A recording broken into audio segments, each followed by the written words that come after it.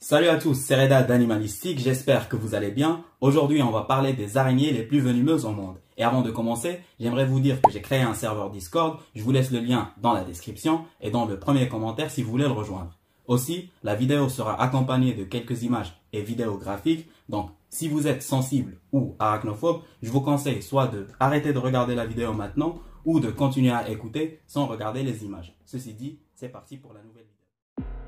Depuis mon enfance, j'ai toujours aimé les animaux, tous sans exception.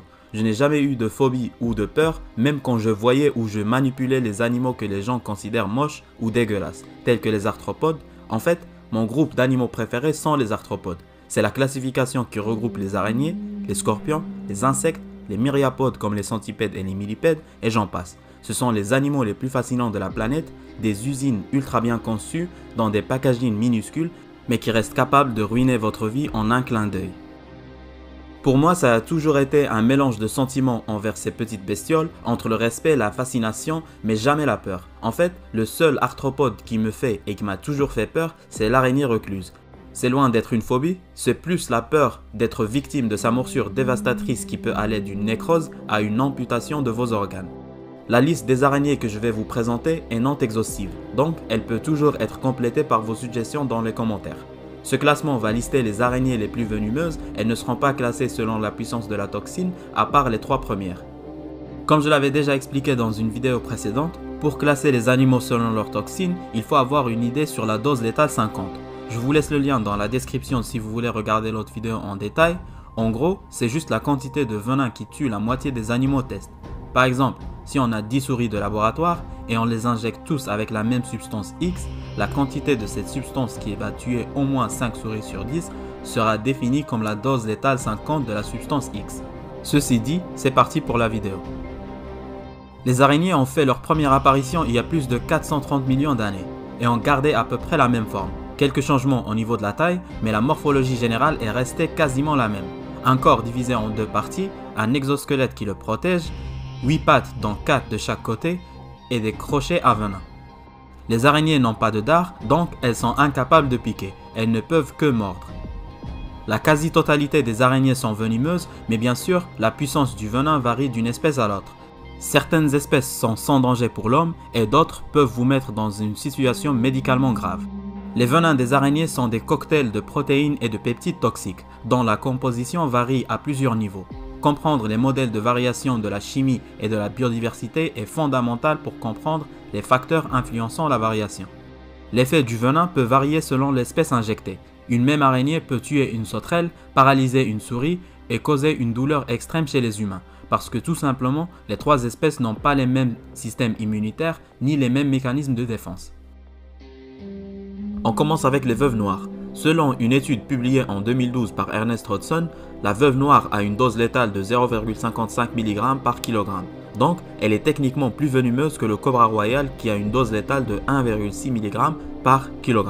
Mais bien sûr, le cobra reste plus dangereux vu la quantité de venin qu'il injecte lorsqu'il mord, sa capacité de mordre plusieurs fois consécutives, plus la composition chimique de son venin qui est plus dévastatrice comparée à celle de l'araignée. La veuve noire avec le sablier rouge sur son abdomen est probablement l'araignée la plus iconique de tous les temps. Son design légendaire qui a inspiré l'un des personnages Marvel les plus iconiques. Son venin peut causer des maux de tête, des nausées, de la fièvre, des douleurs abdominales, des spasmes musculaires et de l'hypertension. Les personnes vulnérables telles que les très jeunes, les personnes âgées et les personnes souffrant de maladies cardiaques peuvent nécessiter une hospitalisation. Même si les décès sont rares, les personnes mordues doivent solliciter une attention médicale et heureusement, il y a un antivenin efficace qui est disponible pour traiter les morsures.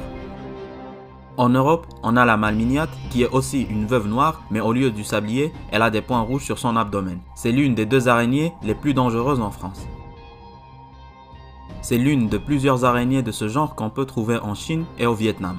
Elle produit un venin contenant environ 400 composantes chimiques capables de bloquer les neurotransmetteurs grâce à des peptides neurotoxiques appelés les énantoxines.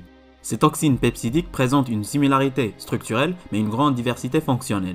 Elles peuvent causer des contractions immédiates au niveau du muscle du diaphragme et du muscle du canal déférent du rat. Sa morsure peut causer des érythèmes et des œdèmes qui sont, en des termes plus simples, des rougeurs et des gonflements au niveau de la peau qui sont bien sûr accompagnés d'une douleur extrême.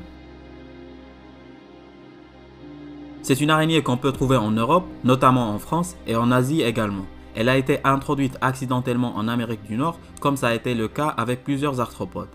Elle est généralement inoffensive et pareil pour son venin, plusieurs personnes ont signalé des nécroses de tissu à cause de la morsure de cette araignée, mais les études et les inspections médicales indiquent autrement, comme ça a été le cas avec la patiente qui a eu une nécrose à cause de sa thrombose alors qu'on l'avait attribuée à la tégénère juste parce qu'on avait trouvé son cadavre dans les lieux.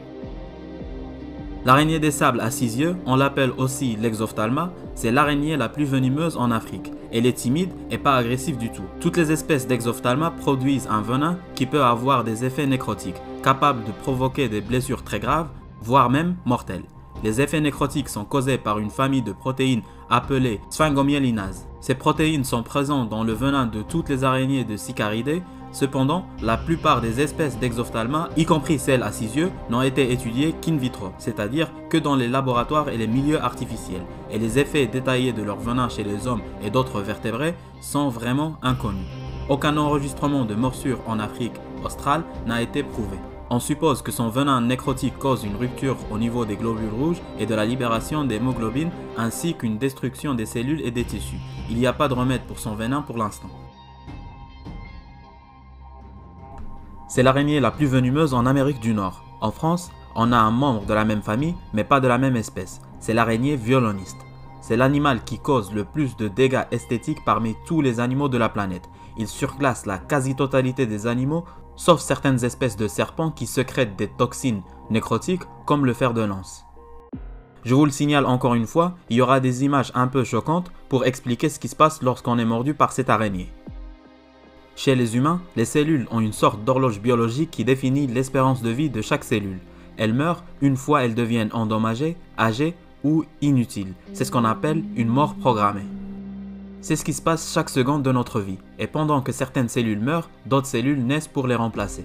Mais il y a aussi une mort des cellules qui n'est pas programmée, qui est causée par un élément externe comme le venin qui commence à détruire nos cellules et notre tissu jour après jour, et c'est ce qu'on appelle une nécrose.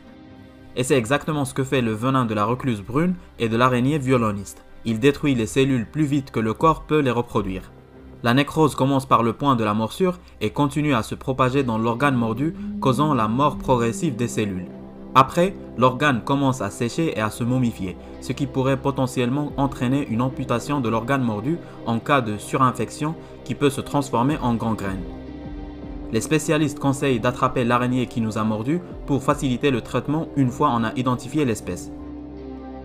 Ici on peut voir l'effet de la morsure d'une recluse brune sur un cheval atteint de la maladie de Cushing qui ralentit naturellement sa vitesse de rétablissement. Les venins de serpents, d'abeilles, de guêpes et d'araignées recluses brunes sont des mélanges complexes de protéines, de peptides, d'enzymes et de produits chimiques qui ont de multiples effets pathologiques comme l'anémie hémolytique et d'autres formes de lésions tissulaires. Son nom vient de son habitat qui sont les plantations de bananes au Brésil. Elle est considérée comme l'araignée la plus venimeuse au monde. Une insuffisance respiratoire, des problèmes au niveau de la circulation sanguine, une érection douloureuse pendant des heures et des heures et potentiellement une impotence sexuelle. C'est ce qui se passe après une morsure de cette araignée avec une dose létale de 0,134 mg par kg. Mais si on cherche sur le livre de Guinness, c'est l'araignée à toile entonnoir qui est la plus venimeuse, même avec une dose létale de 0,2 mg par kg.